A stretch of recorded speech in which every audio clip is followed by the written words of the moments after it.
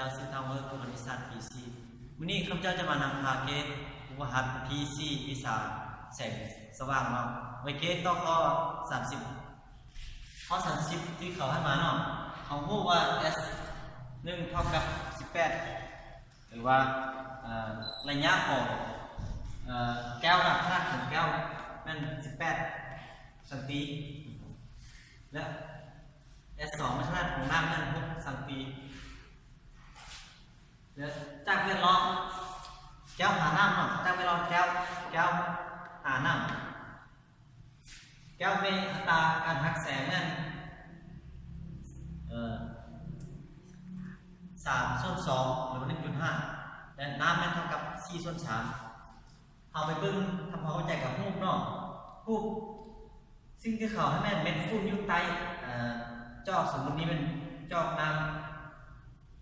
และนี้เป็นระดับขนาดของแก้วมัน18เซนติและเมื่อเราอยู่ในเวลาน้ำเบิ้งมันจะตื้นขึ้นมาเนี่ยมันจะเห็นตื้นขึ้นมาหลังจากนั้นมันตื้นขึ้นมาในระดับนี้เนาะหลังจากนั้นเราอยู่ในอากาศมันจะตื้นขึ้นมาอีกในระดับนี้แล้วสิ่งที่ขอให้ชอบแม่นS ลบ S ขีดหรือว่าระยะวัตถุ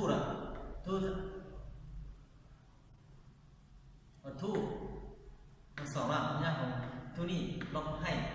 ระยะของที่มันตื้นขึ้นมาเนาะนี่นะไปเบิ้งเลยเรามีเส้น2ของเส้น2แม่น้ำครับตาแสงของน้ำเท่ากับ4/3ของแก้วเท่ากับ3/2ระยะของมัน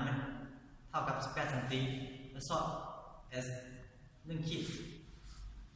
จากสูตรตัวนี้เนาะจากสูตรตัวนี้ S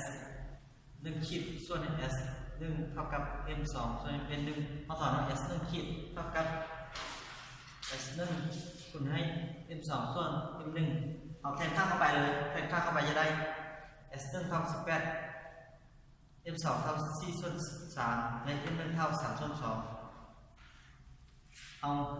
นอกคูณนอกในคูณในเราจะได้นะครับคูณ18เข้าไปจะได้144ส่วนเท่ากับ16จะได้ S 1 ขีดเท่ากับ16เซนติจากนั้นผมไปเบิ้งเวลาที่2เป็นเวลาที่จากน้ำสู่อากาศเนาะจากน้ำสู่อากาศเราเห็นว่ามันจะตื้นขึ้นมาในระดับนี้คือที่มันมาอธิบายเนาะเพราะว่าเขาเบิ้งอยู่ในถ้ามีเขาเบิ้งในน้ำในเราน้ำมันจะตื้นขึ้นมาในระดับหนึ่งและหลังจากนั้นไปเบิ้งในอากาศมันจะตื้นขึ้นมาอีกระดับหนึ่งจากเวลาน้ำหาอากาศมีมัน M2 เท่า4/3 M2 เป็นน้ำM3 เป็นคนหนึ่งเป็น M3 เป็นอากาศS2 เท่ากับ6เซนติขนาดของน้ำที่มี6เซนติและ S2 คิดเท่ากับอะไรจากสูตรเนาะจากสูตร S2 คิดเท่าส่วน S2 เท่ากับ M3 ส่วน M2 เอาถอนเอา S2 คิดเท่ากับ S2 คูณให้ N3 ส่วน M2 แทนค่าเข้าไปเลยจะได้แทนค่าพวกลูกแทนค่าเข้าไปคูณหารจะได้ 4.5 S 2 คิดเท่ากับ 4.5 เซนติเมตรและเขามีว่า S นอกระยะของมันจะเท่ากับ S 1 บวก S 1 บวก S 2 อ่ะ S 1 บวก S 2 S 1 เท่า18 บวก S 2 เท่ากับ24 เซนติกับ S ขีดเท่ากับ S 1 ขีดบวก S 2 ขีด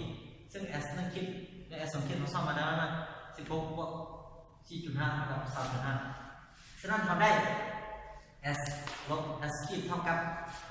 24 ลบ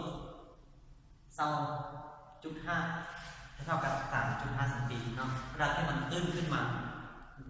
จะเป็น 3.5 เซนติตื้นขึ้นมาที่เขาตื้นเห็นสำหรับ30 หน่วยแปลงเล็กขอขอบใจนะ